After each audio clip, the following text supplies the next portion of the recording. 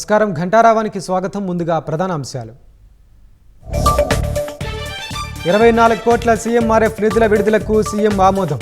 1600 మంది పేదలకు అందనున్న ఆర్థిక సాయం.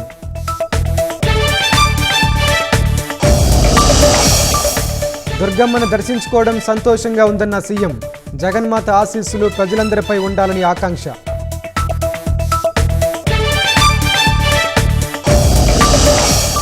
కొడాలి నాని అనుచరుడు కాళీకి ఈ నెల 10 వరకు రిమాండ్. టీడీపీ కార్యాలయంపై దాడి కేసులో కోర్టు విచారణ.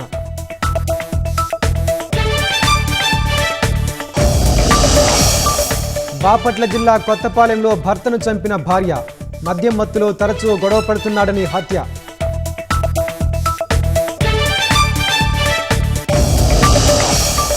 కొత్త ఏడాదిలో ఆర్థిక విషయాల్లో అనేక మార్పులు. నేటి నుంచి పింఛన్ బ్యాంక్ నుంచి విత్డ్రాకు అవకాశం.